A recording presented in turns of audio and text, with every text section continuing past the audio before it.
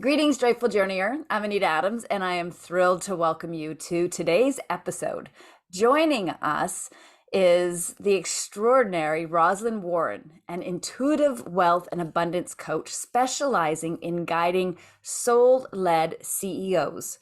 Rozlyn, also a visionary founder of Sacred Life Mastery.art, empowers conscious entrepreneurs to elevate their businesses from steady income to six figures and beyond, all while banishing stress and overwhelm. As the #1 international best-selling author of 4 books, Rozlyn has a wealth of wisdom to share. Today, our conversation centers around liberating ourselves from the ordinary and embracing the unique rhythm of our own journey. Get ready to explore how to break free of the norm and march to the beat of your own drum with the insightful Rozlyn Warren. Welcome, Rozlyn. I'm so thrilled to have you here with us today. It is so exciting to be here. I sound pretty cool in that intro. You do You sound just cool. go on about your day, and then somebody says, "Oh, this is what she did." I go, "Wow, yeah, I do that." That's awesome. Welcome, everyone. It's always interesting hearing somebody else introduce you, and you're like, "Oh, that's kind of cool. I'm kind of cool." Well, I do awesome. beat to my own drum. You do. And I really do love the work you are doing, in guiding people to break free from those blocks so they can create a life that they truly love and one that is aligned with who they really are. So the work Yes. you do is very much in sync with the work I do. So I'm excited to dive in and hear your insights. I'm curious if they match some of my thinking, or maybe you're going to give me some new things to think about and our client and our listeners to think about. So I'm really, really keen to dive into this. And one of the issues I have encountered with some clients is the difficulty they have in being clear about what it is that they really want. Yet having clarity, as you well know, is essential in creating a life that you love. So do you have any Yes. insights into why it is so difficult for some to understand what they truly desire? Yes. Awesome. Bring it on. There's like the two bookend pieces of it. And the first one is when we are still locked in to the word we normally use on it is people pleasing, but it's where we want to not upset the apple cart, if you will. And so there are many of us who are locked into jobs or careers, even that have nothing really to do with us. It's what someone else taught us, told us, advised us we should do, whether that was parents or counselors or guidance or boyfriends, girlfriends, whatever it was. Someone has imparted to you that, hey, if you want to have a really great life, you should do this. And I have gotten to the point where I use should as my warning, Will Robinson. For those of you old enough to remember who that is, it is a signal that you want to slow down and really look at, for the sake of what am I fixing to do this? Mhm. Is it for the sake of it's calling my heart and will make me joyful?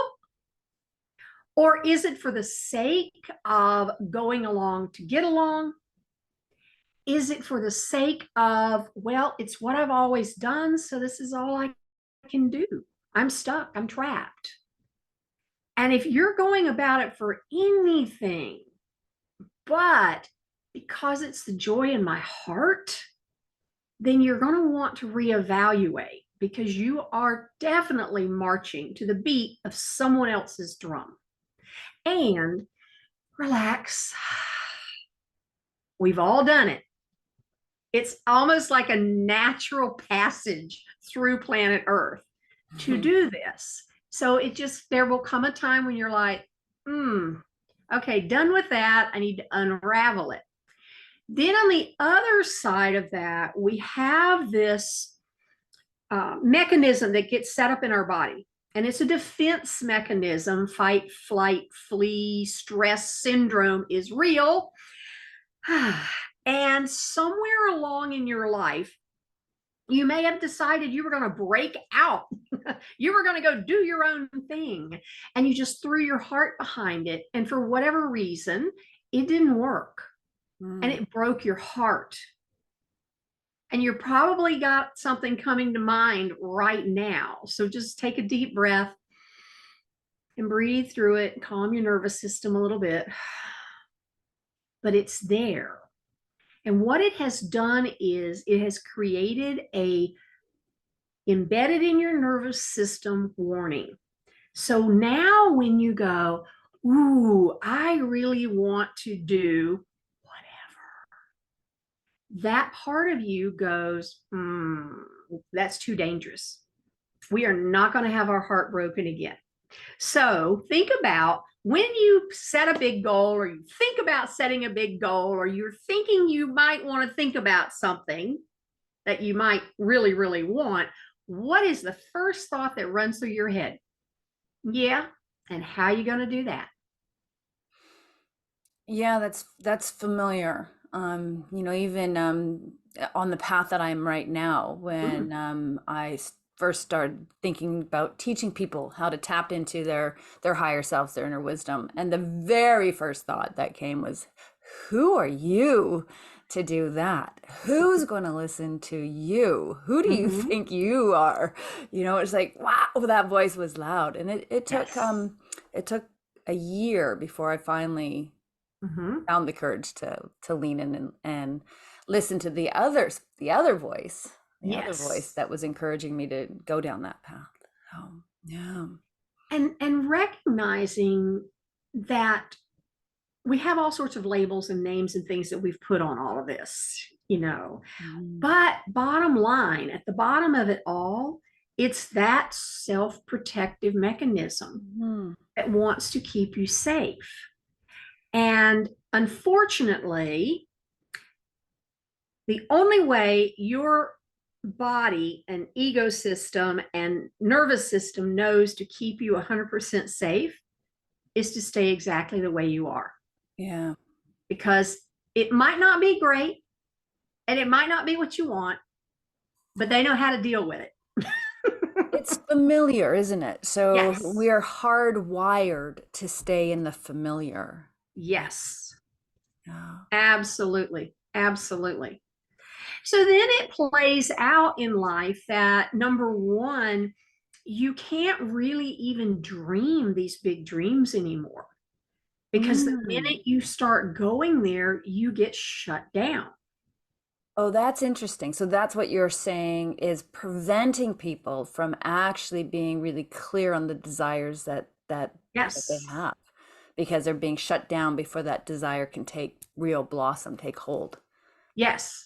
Interesting. And it's such a pattern that Yeah. eventually you just give up.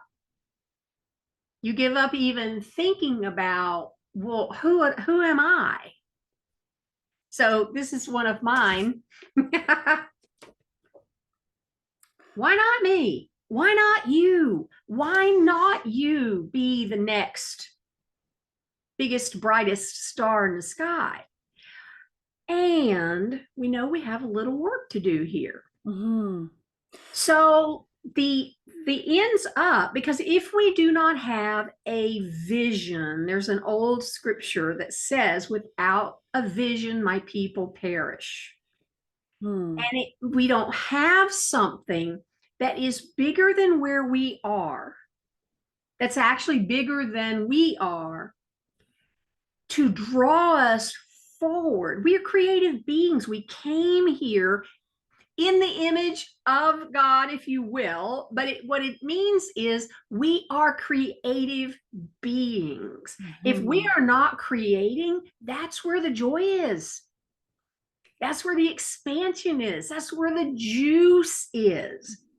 So feel this thing. So you are yearning to set a vision and go for something.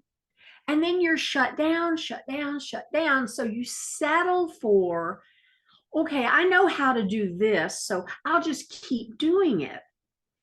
But there's no juice. There's no joy. There's just slogging. Who was it that said men live lives of just plodding along? And we get locked in that, and years can go by and we're locked in it. And now we've got proof that nothing ever changes. Nothing's ever gonna change. And you and I have been called forth to tell people, no, that's not true. And do you know how we know it's not true? Do tell.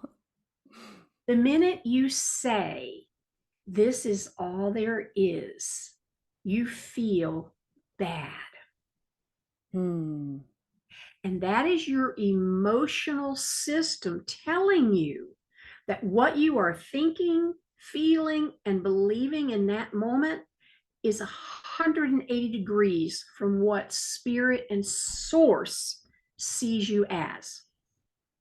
So you have separated yourself, not that source has gone anywhere and left you, but you have separated yourself from the truth. Mm-hmm. And so you can use that little guide, if you will, through anything in your life. If you're just sitting around doing whatever, and all of a sudden you're like, oh, I don't feel good, is the way I you put it. I'm just like, ugh. That is your signal to go, oh, all right, what are you telling me? How am I seeing this situation opposite of the way source sees it? Because when we're looking at things through love, through the eyes of source, through expansiveness, we feel good. Hello, your word. We are on the joyful journey. Yeah. I love that so much. Looking through love, looking through the lens of love. So that's stepping back and trying to reframe or find another position to look at a situation so you can move forward.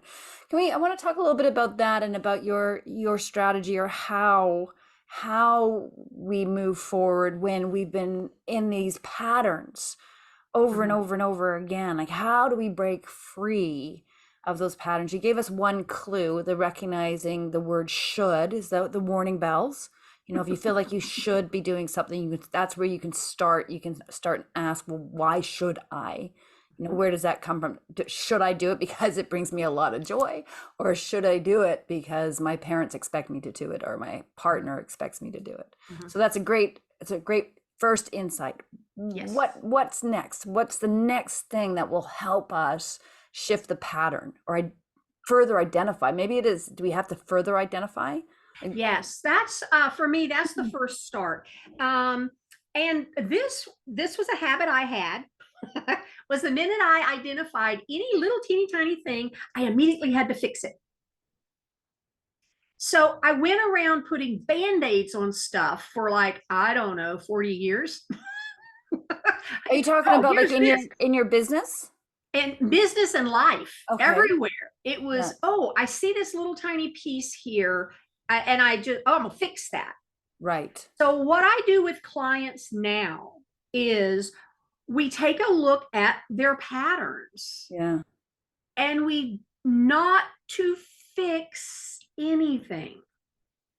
We have a really it's a bad habit, even that's exacerbated by like normal coaching and therapy and, you know, all of the things that are out there to help us. But there's the bad habit of, there's something wrong with me that needs to be fixed. Hmm. I don't believe that. How bad do you feel when you think there's something wrong with me that needs to be fixed? Icky. Bleh. No, you are absolutely perfect. You're just wearing a bunch of layers of stuff, clothes, if you want to use that image, and they just need to be shed. You don't need that coat. You're still wearing clothes you wore when you were 5 years old. Mm.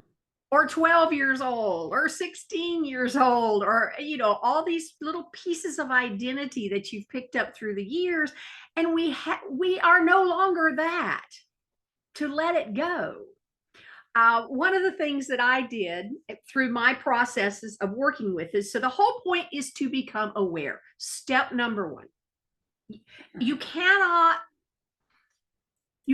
move around, past, over, or under anything if you don't know it's there. Mm-hmm.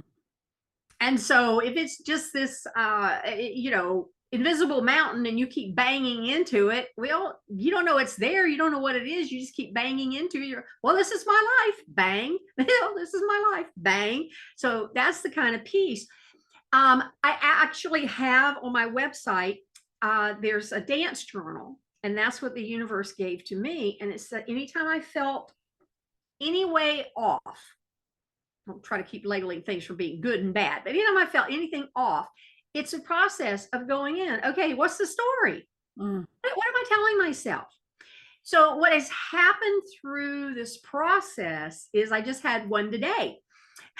An old thought will start to come in, and I go, it's like something is happening in your life where you used to behave in a certain pattern.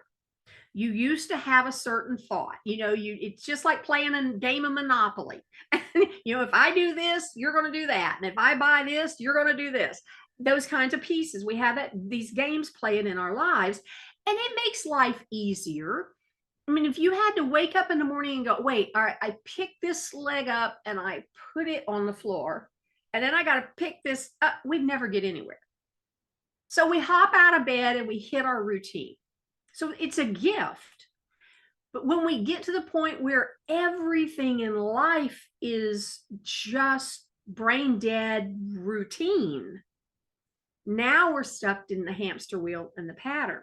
So what you find is eventually you'll get where that thought will start to come in, and I go, yeah, no, it's my ego bringing the code out and say, ooh, you just did that. Do you need this coat of judgment? Do you need this jacket of criticism? Do you need to remember blah, blah, blah, whatever my old thinking was? And I'm now able to hear it, see it. And I literally go, yeah, no thanks. In fact, take that one out to the road, because I don't ever need that one again. I've outgrown it. I don't need it anymore. Mm. That's the process, is becoming aware of it. Yeah. Now, and that's where good coaching comes in, with a good coach, because I just went through this experience myself just recently with my coach. We got to a core essence. Whoa, no wonder I'm banging into my glass ceiling, and cleared it, flipped it. But I, on my own, probably in, I don't know, maybe 20 years, I could have seen it. But I'm so glad I don't have to wait anymore. Yeah, I get that. Someone else to see our blind spots. Yeah, it helps having, for sure. It definitely helps having a good coach, or a friend that can be that mirror for you. Yes. And reflect back. And I think there's lots of things that you can do while working with a coach or a friend, not everybody has the financial means to hire a coach. So, what are the steps that you can do to help create the awareness? Because I get that awareness is key for any lasting change. And you mentioned journaling, and I think that's a really great tool. Another tool, we got the should. Yes. That's the listening to the language we use. The should is one way. Another tool is the journaling. Are there do you have a particular style of journaling that you recommend? Yes. Yeah. Well, the dance process that I mentioned. Yeah. Okay. And it's on my website, and it's free. Okay, so walk us through So what is that, the dance but process? but to get to there, I'm gonna back up a minute to a practice to begin with. Okay. And this practice is number one, it's this idea, it'll help train you to be aware. Okay, We want to brilliant. be This is in what the we we want to need. be Yeah, yeah, we want to be in the present moment at bingo. all times, Yeah. because we cannot affect the past and we can only vision the future. Now that's powerful and good, but we can't go live there. We got to live here. So one of the starting processes, and it's also codified, if you will, in the dance journal, is this idea of every single thought you have, you ask, does that belong to me? Mm. Who I does love it that. belong to? Now, we are not on the excavation of who does that belong to? My mother. Yeah, no, because even if the thought the thought came to your brain through from your mother, it was in her brain from her mother and her mother and her mother. So we're not in the blame business here. So we're not looking for who does that belong to in an idea of, I'm going to figure this out now. Now we're back Right, to and I'm going to point my finger at mom or dad or yes. whatever. So Right. it's just the idea of, and you can even ask it this way: does that thought belong to me or someone else? Yeah. And you will instantly know. And if it belongs to someone else, you return it to sender with love and consciousness. Mm. If it belongs to you, you say, yes, what are you trying to tell me? Now So that's a even difference if in a thought journaling. is not necessarily supportive and uplifting, but you feel like it is your thought, you can say, what is it that Because you if it is not uplifting and it's your thought, which I'm gonna tell you the truth, especially if you're brand new at this, 99.9% of everything that runs through your mind is not yours. Yeah. I 100% agree. In fact, something that I've been thinking a lot about thinking a lot about lately is that we are not even our thoughts. Our No, we are thoughts. not our thoughts. We are not our thoughts. So Yeah. if we can separate ourselves from that and recognize that we are Yes. not our thoughts, then we're able to let go of those thoughts much Yes. easier. They Yeah. don't run us. They run us because that's what we think they're supposed to be. Yeah. But once we catch on to this, we're there, it's just noise, Yeah. literal noise. Um, so then you've got this process. If it is yours, especially if you're journaling, it's very helpful. But if it's a negative thought that belongs to you, or you're still believing it belongs to you, then you go through the process of, so what are you telling me? What am I making this mean? Ah, I that's kid good. sometimes and say, but I don't know how much I'm kidding. We were born with label makers, and we have this Mm. tendency to, we must make meaning out of everything. And stuff just is. Yeah. It doesn't have to mean something, because when it means something, now we have personalized it.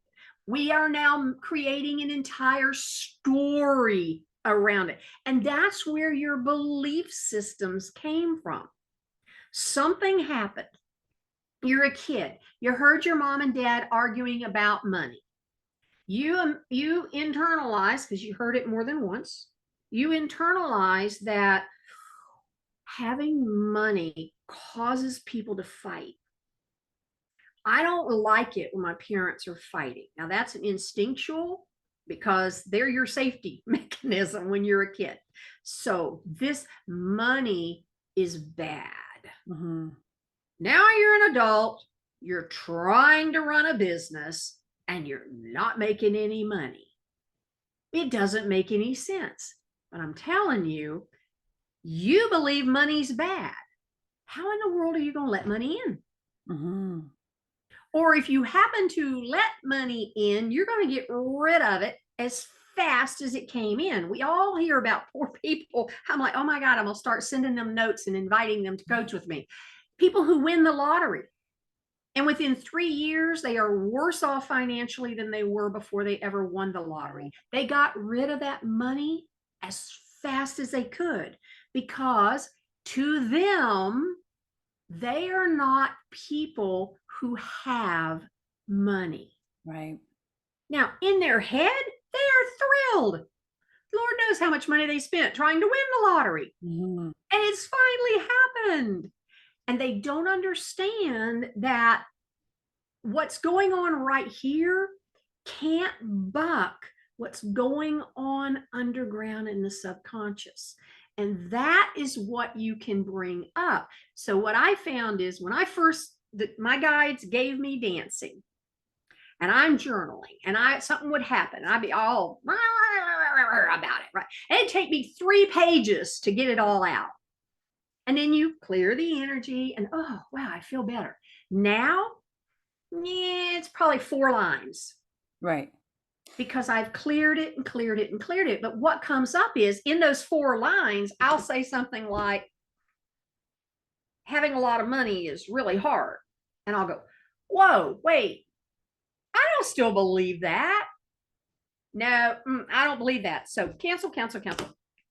I've cleared it. Okay, interesting. Now, I've been doing this a minute.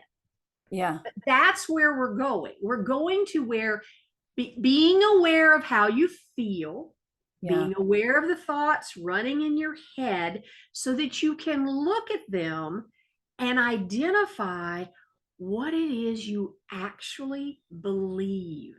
Yeah, brilliant.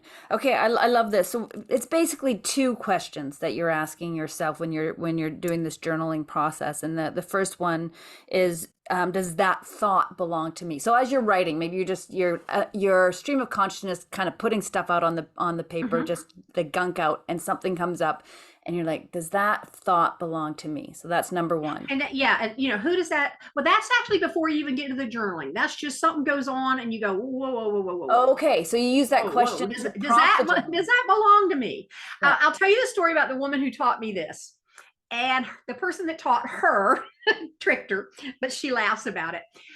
She told her, she said, all right, I want you to try this. So I'm going to invite everybody. She said, I want you to try this for a week. And she said, I don't think you can do it, but about 3 days. And this girl goes, yeah, you watch me, So the girl had her number, right?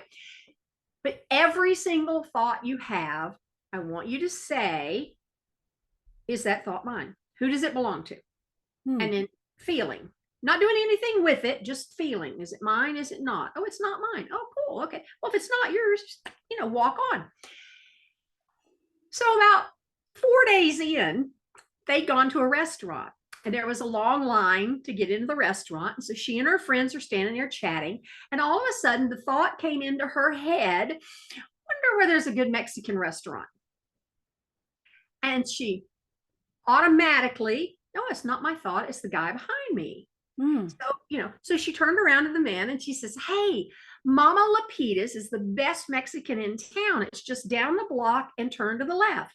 And his eyes got big as saucers. And she says, oh, you didn't say that out loud, did you? Oh, wow. So she had, which is what we're doing when we keep saying these thoughts are not your head. They're not yours. They're not yours. That thought form was in his head because he's tired of waiting for Italian food. And it floated out into the ethers. She picked up on it. Now, what she said was, before this exercise, she would have turned to her friends and said, let's just go down to Mama Lapita's and not wait. Because she would have thought it was herself thinking, I wonder where there's a good Mexican restaurant. So that's what this process is. It's just, I want some ice cream. Does that thought even belong to me? Probably it's my husband in the other room going, we got to get ice cream. We just got to get ice cream. I don't know. But when I say, okay, I want some ice cream.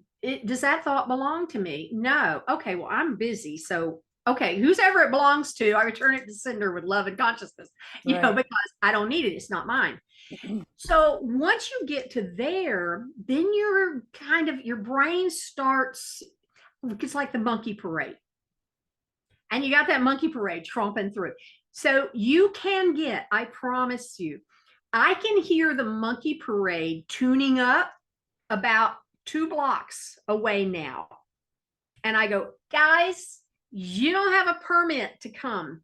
So go somewhere else or tone it down, whichever you want to do. But you are not allowed to come bring your monkey parade on my street through my mind. Because see, where we sit when we begin this is we got the monkey parade and we're in the street with the monkey and we're shoveling the poop. We're just in the middle of all of this noise. When you start this process of, ooh, who does that belong to? Does that belong to me or someone else? You have stepped out of the street and onto the sidewalk, and you're watching the monkey parade go by.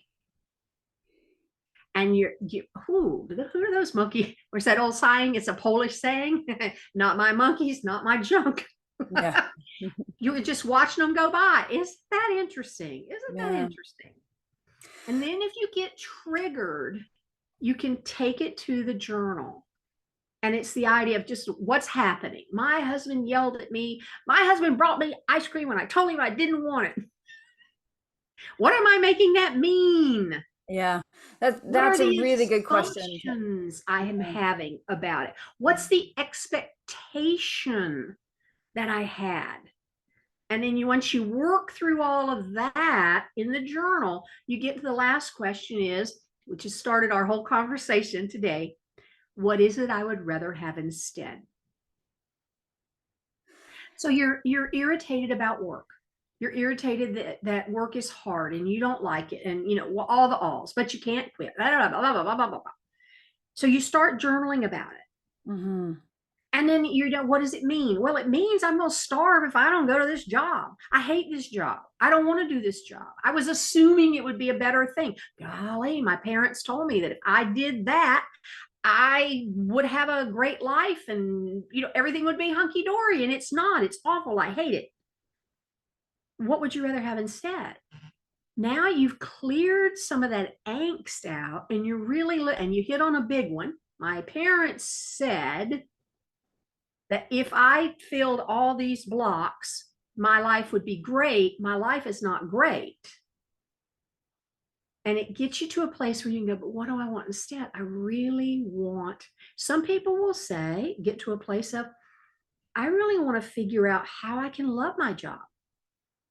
Some people will say, I really want to just go paint flowers. Now, I understand that today that's not realistic, but I could start moving in that direction. I could, I don't know, go on YouTube and find how you paint flowers and just start doing it on the weekends.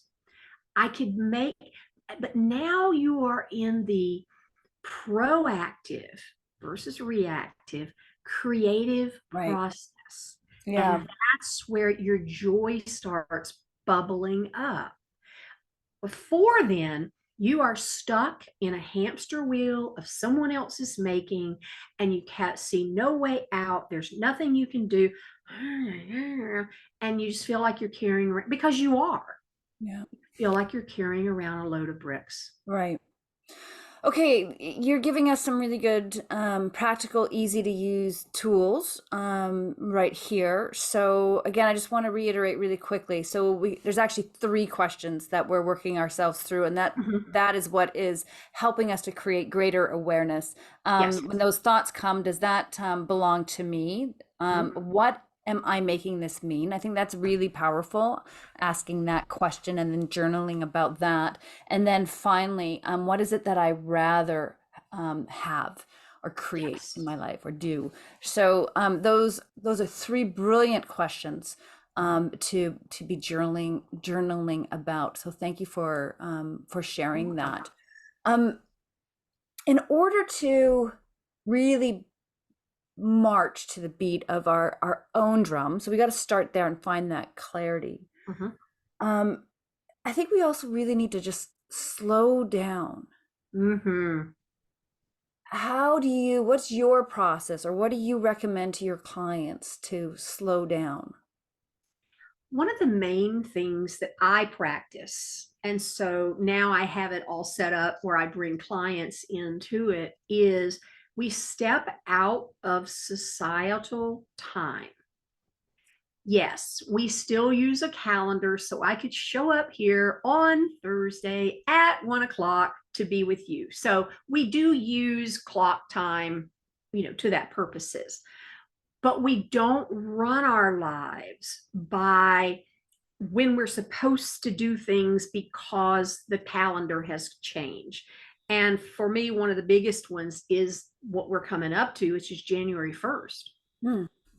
Society and anyone on the internet who has anything to do with it is telling you that it is time to get those goals set, get those I don't even use the word. I can't even think of the word. Resolutions ready. I haven't made a resolution in 10 years. I'm not going to keep it anyway. What's the point, right? Yeah, agreed. And the reason we can't keep resolutions is because a resolution is a decision to change something, setting a goal, and we got to go for it in the middle of visioning, dreaming time. So we come back to running our lives by the timing of Mm. Mother Nature. We use the moon, we use the seasons, we use the wheel of the year. So December 21st is solstice. It's the day when we have in our part of the world, we have the longest night. And then we're moving into, it's actually going to get brighter. It looks like it's the darkest time, but it's between December 21st and spring solstice, which this year is, spring equinox, which is March 19th this year.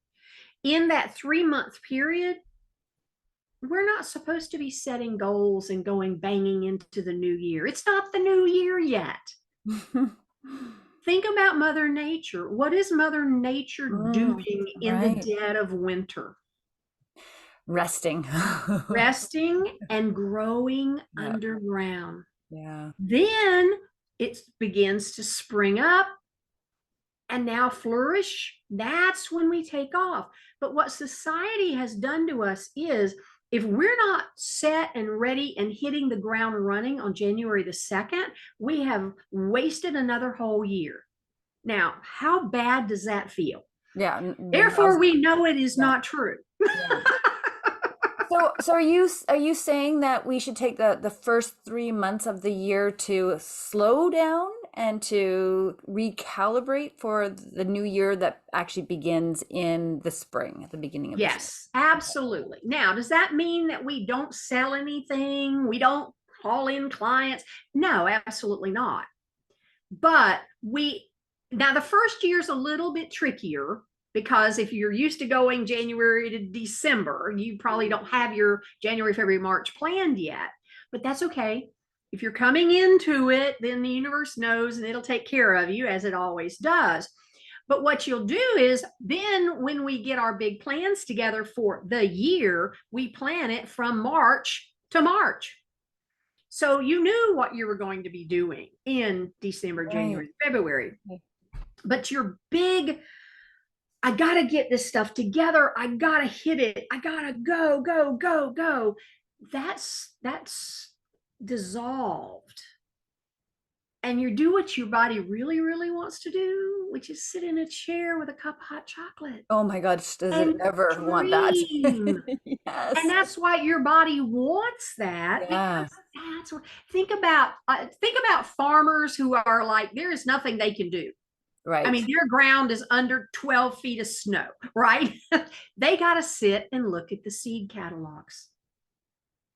That's what we're doing. We're dreaming. We're finding our own seeds that we want to plant in Mm. 2024. That really resonates. I love that idea, and that idea of slowing down and just taking this time in the season to be present with what's going on with you, and to Mhm. explore and dream and to think bigger than you are. Like I like what you said at the beginning, that we need something bigger than who we are. That's the dreaming that needs to Yeah. come in. And this is the time. Am I hearing you that you're saying Yes, that this is the absolutely. time to do that? This is the time. Yes. Okay, awesome. I feel like this is leading into your program that it's a pretty cool program that you have called the Vision Quest Mastermind Experience. Maybe you can just tell us a little bit more about that.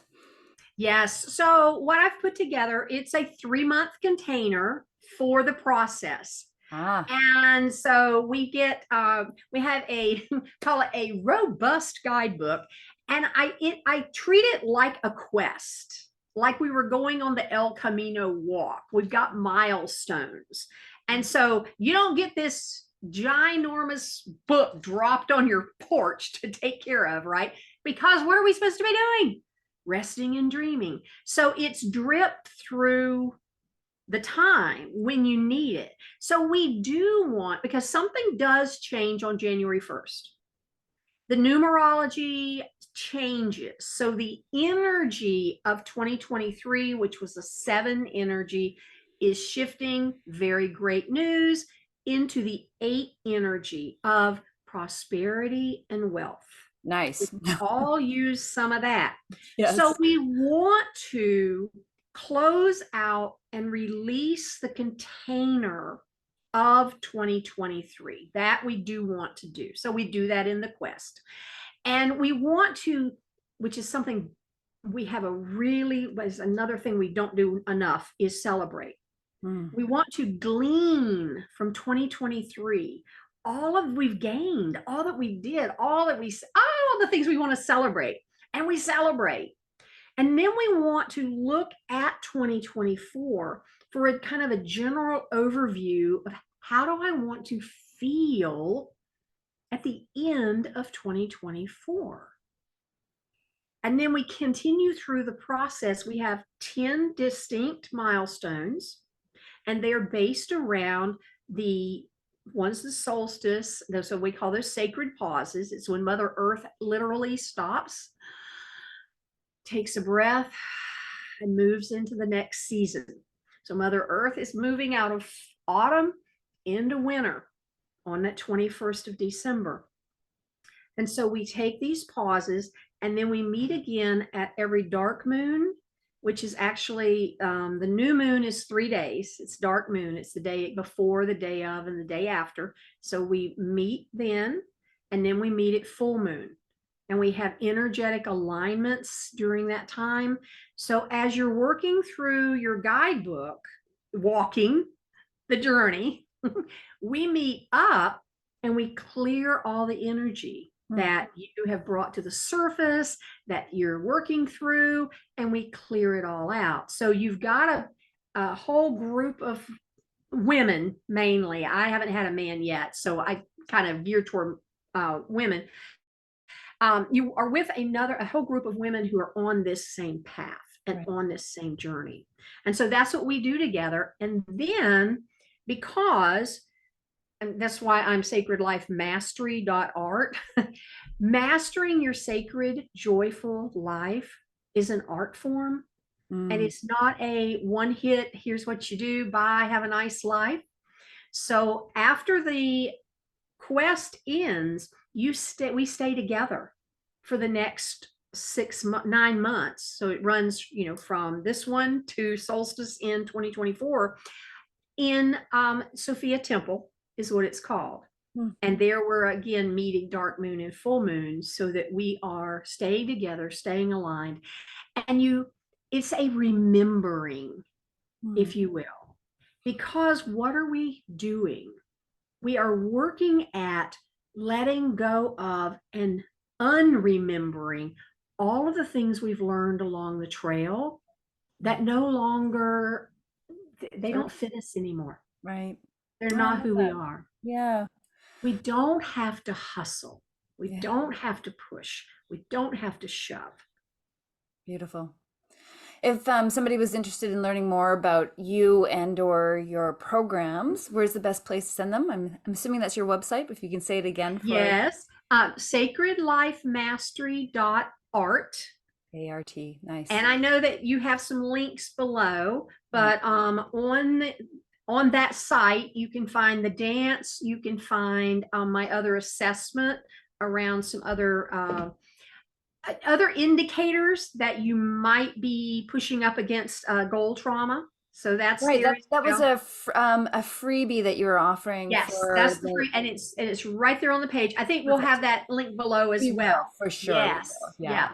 And then when you first get to that page, right at the top, it'll say, Vision Quest there, and you can click it, and it'll take you over. I have, a lovely piece that explains it all because Very it's cool. a lot. It's a Yeah. lot, but it's also 3 months. Right. So it's a Awesome. quarter, it's a, quarter turn on the wheel of the year. And Yeah.